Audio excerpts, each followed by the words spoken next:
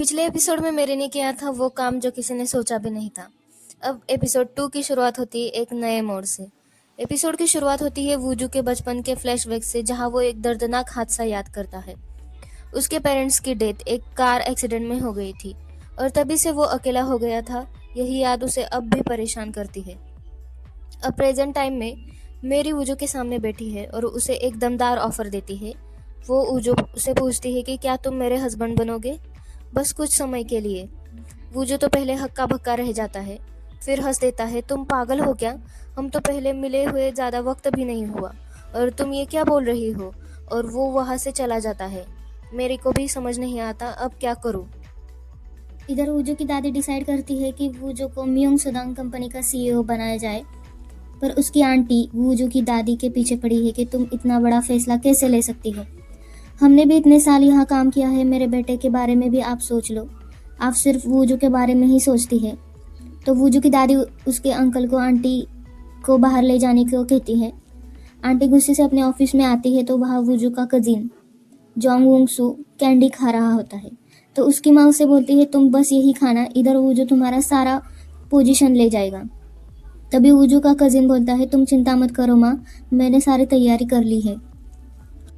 अब वूजू उसकी फ्रेंड जो डॉक्टर है उससे मिलने आता है, जो कि उनकी फैमिली फ्रेंड भी है।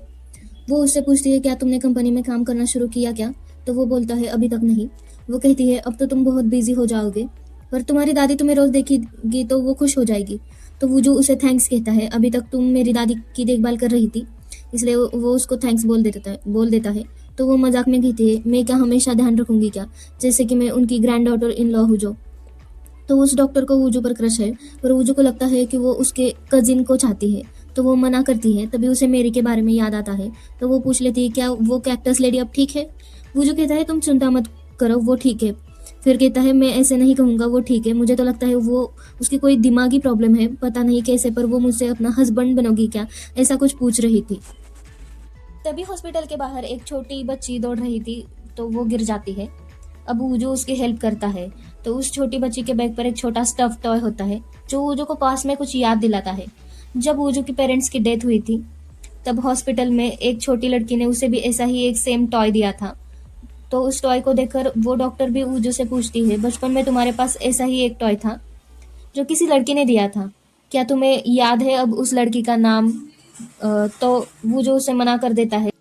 अब वूजू कंपनी में आया है, तब वुंग सू जो उसका कजिन है, उसने मीटिंग में जानबूझकर वूजू को कंपनी से बाहर निकालने के लिए एक नई आइडिया निकाली है। जब वुंग सू मार्केटिंग हेड था, तब यू मेरी की कंपनी के साथ उसने एक बॉन्ड किया था कि कंपनी उनके प्रोडक्ट्स का पैकेज डिजाइन करने के लिए उन्हें हायर किया था। तो चालाकी की ये बात है कि वुंगसू ने सिर्फ एक बार ही उस कंपनी के साथ पेमेंट किया था, जो कि फिर उसे यूज कर पाए। पर अब वो जो नया मार्केटिंग हेड है और उसे ये पहले ही बात देखनी चाहिए थी। ऐसा वो मीटिंग में सबके सामने उसकी गलती निकालता है। अब वूजू फंस जाता है क्योंकि मेरी की कंपनी उसे डिजाइन का कॉपीराइट खरीदना पड़ेगा, नहीं तो फिर कॉपीराइट इशू आ जाएगा और इससे हमें बहुत लॉस हो जाएगा, ऐसा वो सबके सामने बोल देता है। इधर मेरी ऑफिस में है और उसे कुछ याद आता है, तो अगला सीन ये है कि मेरी उसके एक्स बॉयफ्रेंड के घर जाती है कि ये बताने के लिए मैंने एक कॉन्टेस्ट में घर जीता है और उसके लिए वूजू का होना बहुत ज़रूरी है।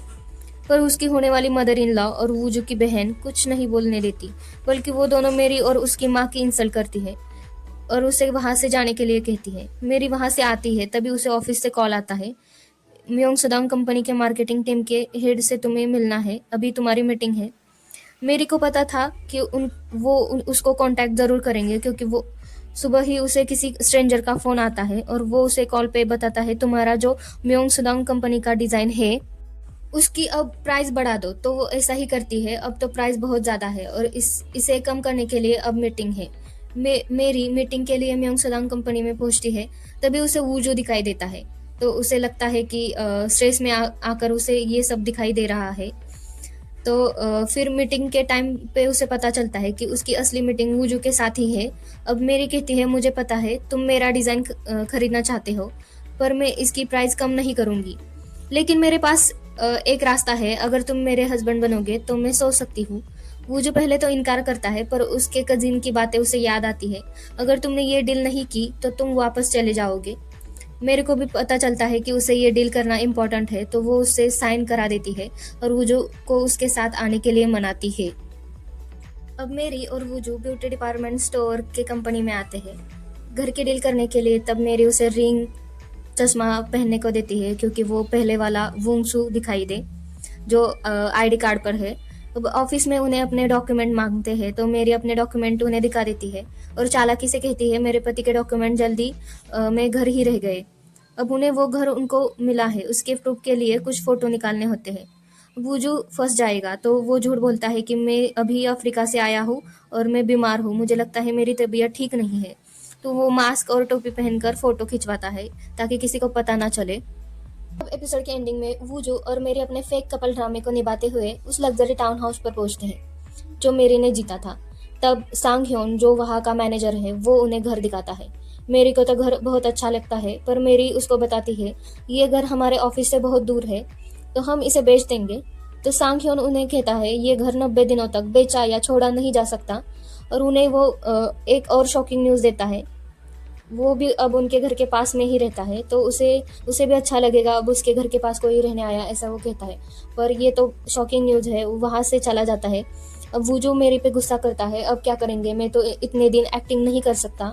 वो भी वहाँ से जाने लगता है। तभी रास्ते में उसे उसकी आंटी और कजिन मिलते हैं तो उसको पूछते हैं तुम यहाँ पे क्या कर रहे हो। तो वो जो उन्हें बोल देता है कि मैं यहाँ पे मेरे अपने फ्रेंड को मिलने आया है।